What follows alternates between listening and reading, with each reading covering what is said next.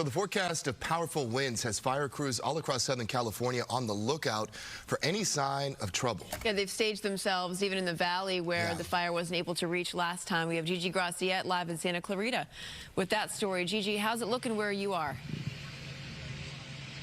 You know, it's just a light breeze right now. We're told by folks who live in Santa Clarita it was very windy last night. But Maria Quivon mentioned it is a chilly morning, and it's about 46 degrees here in Santa Clarita right now. But really no heavy wind, no strong wind to talk about. But we are under that red flag warning, those high alerts. Santa Clarita Valley, of course, one of the many areas of concern that reaches out to Ventura County. And let's go there right now because we have already seen a fire there, the auto fire contained to just under 60 acres. Firefighters from Ventura City Fire and Oxnard Fire working hard to put this fire out that started in a riverbed early this morning. The cause still under investigation. No injuries to report. And because of the PDS issued by the National Weather Service, a particularly dangerous situation, take a look at this. The Angeles National Forest has now been shut down temporarily. The entire forest is closed until Monday, not open to the public because of the critical fire weather.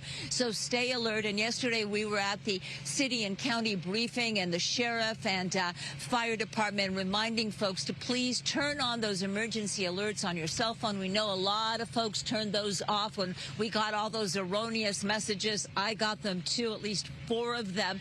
Ben, a lot of people turned the alerts off, and if you did, please turn them back on because they could really help warn you when you need to evacuate. Reporting live, I'm Gigi Graciette. Back to you. Good advice there. All right, thank you, Gigi. And crews continue to make steady progress against the Eaton Fire that's burning in the Altadena area, and this morning containment there stands at 35%. Mario Ramirez is standing by for us in Altadena with more on the fire and the recovery efforts in the community. Good morning.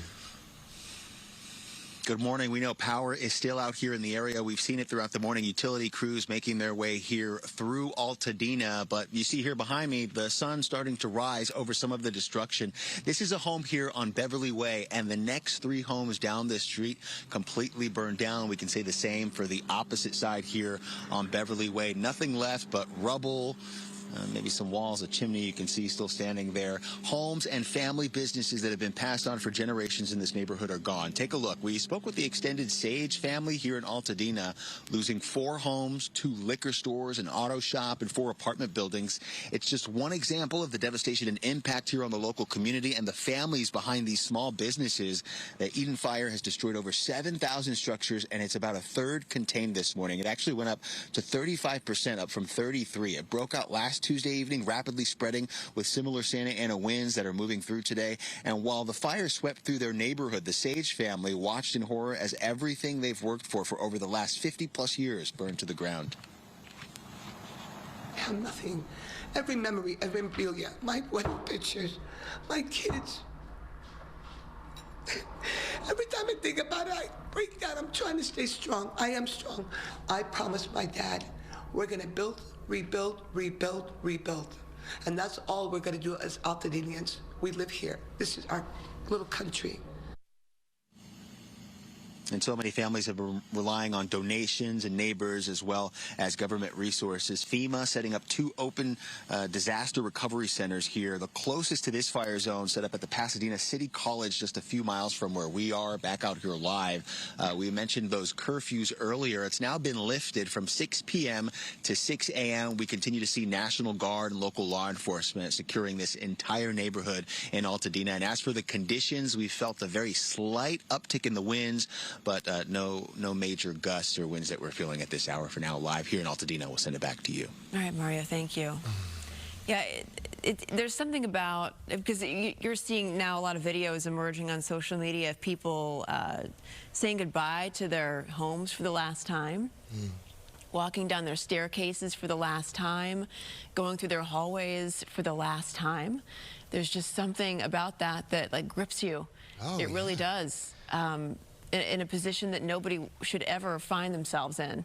I think that that's the challenge and the heartbreak of the situation, is that all these people are forced into this new normal, that they've been forced into a new normal that they did not ask for right? And then having to pick up the pieces, and even that woman's just genuine emotion of when you think about, like, she lost her wedding pictures, she lost the pictures of her children. I mean, it's so much more than just the structure of your home. It's all the things that were inside of the home and the memories that were created in that home.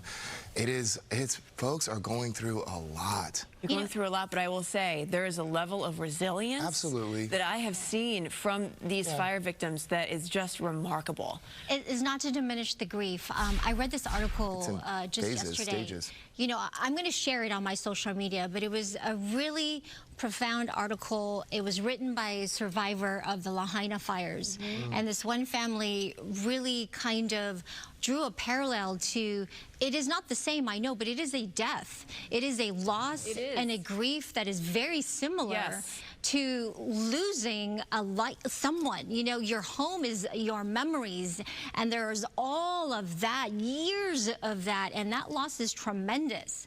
And so I'm going to share it on my social because it just kind of encapsulates what a lot of people, I think, are feeling. But it also had some really great advice about how to move one step at a time, 1 hour at a time, you know, during this time. And I can relate to some of that, going through some of my own loss and grief. And it's really kind of a triggering thing for many people. But all I can say is that we can understand, and we see you, and we're here. We're here, and we support you, and here to help in any way we can, you know? In the meantime, we still have the danger that's out here, so we can also help and support by being vigilant and being aware of these winds and the hot spots and this particularly dangerous situation. So we really need to be alert to what we're doing and not to cause any spark that can cause a fire, because under these weather conditions, that means that fire can spread rapidly or can explode with these winds that are gusting still in some areas. I mean, we showed you some of those peak winds overnight, 70 miles per hour in some of those mountain locations. So that's going to continue today. These wind warnings, and in fact, through tomorrow for a lot of these wind-prone areas for the mountains below the passes and the canyons. The wind advisory areas, portions of Orange County, perhaps in the basin, nearing 40 to 45 miles an hour. And again, similar conditions out through the Inland Empire. This is the driest start to the winter season on record. We've had only 14/100th of an inch of rain since October 1st. We beat the old record. Look at this. In 1918, guys, it has not been this dry since 1918. And guess what? It is going to continue. I don't see any real measurable rain. This is one of our computer models I'll get to, Stu, in just 1 second, but I just wanted to show you how prevalent this big ridge of high pressure is. It is blocking these storms and the storm track well to our north. Now, there is some hope. Saturday, maybe a deeper marine layer, and perhaps we can squeeze out some moisture, some drizzle that will help just a little bit to add some humidity to the atmosphere. I'll show you